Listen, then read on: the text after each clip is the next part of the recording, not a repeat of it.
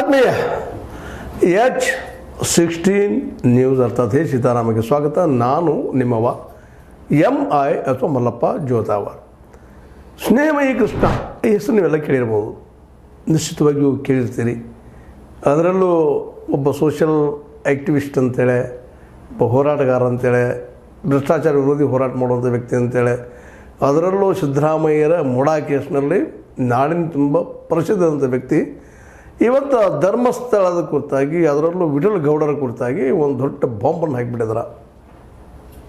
ಈ ಸೌಜನ್ಯ ಕೊಲೆ ಮಾಡಿದ ಅವ್ರ ಮಾವ ವಿಠಲ ಗೌಡ ಅನ್ನುವಂಥ ಮಾತು. ನಿಜವಾಗಿ ವಿಠಲ ಗೌಡ ಮಾಡಿದಾನ? ಸತ್ಯನ ಇದು ಅಂದಾಗ ಹೌದು ಸಾಕ್ಷಿಗಳಿದ್ದಾವ, ಸಾಕ್ಷಿಗಳ ಆಧಾರ ಮೇಲೆ ನಾನು ಮಾತಾಡ್ತಾ ಇದ್ದೀನಿ ಅಂತೇಳಿ ಸ್ವತಃ ಪತ್ರಿಕೆಗಳಿಗೆ ತಮ್ಮ ಹೇಳಿಕೆ ಬಿಡುಗಡೆ ಮಾಡಿದ್ದಾರೆ, ಜೊತೆಗೆ ಇಂಟರ್ವ್ಯೂನು ಕೊಟ್ಟಿದ್ದಾರೆ. ಅಂದ್ರೆ ಈ ಕೇಸನ್ನು, ಸೌಜನ್ಯ ಕೇಸನ್ನು ನಿಜವಾಗಿಯೂ ಇವರು ಸತ್ಯದ ಕಡೆ ಒಯ್ತಾ ಇದ್ದಾರಾ ಅಥವಾ ಇದು ದಿಶಾಬಲ್ ಮಾಡ್ತಾ ಇದ್ದಾರಾ ಅನ್ನುವಂಥದ್ದು.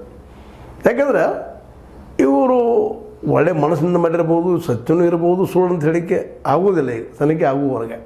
ಯಾಕಂದರೆ SIT ತನ್ನದೇ ಆದಂಥ ದಿಕ್ಕಿನಂತ ಹೊರಟದು, ಪ್ರಾಮಾಣಿಕವಾದ ಕೆಲಸ ಮಾಡಲಿಕ್ಕೆ ಅಂತ ಇವತ್ತಿನ ಡೆವಲಪ್ಮೆಂಟ್ ನೋಡಿದಾಗ ಯಾರಿಗಾದರೂ ಅಂಚೆ ಅನ್ನಿಸ್ತದೆ.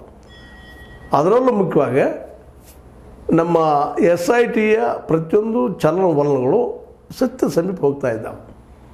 ಈಗಾಗಲೇ ನಿಮಗೆ ಬಂಗ್ಲೆ ಗುಡ್ಡದ ಬಗ್ಗೆ ಗೊತ್ತಿರ್ಬೋದು, ಸಾಕಷ್ಟು ಅಲ್ಲಿ ಮೂಳೆಗಳು ಸಿಗ್ತಾ ಇದ್ದಾವೆ, ಅಸ್ಥಿಪದಗಳು ಸಿಗ್ತಾ ಇದ್ದಾವೆ ದಿನದಿಂದ ದಿನಕ್ಕೆ. ಅದಕ್ಕೆ ವಿಠಲಗೌಡ ಕಾರಣೀಕರ್ತ ಅನ್ನೋದು ಅಷ್ಟೇ ಸತ್ಯದ. ಯಾಕಂದ್ರೆ ವಿಠಲಗೌಡ ಅತ್ಯಂತ ನಿಯರೆಸ್ಟ್ ಆಫ್ ದ ಸೌಜನ್ಯ ಅಡತಿ ಮಾವ.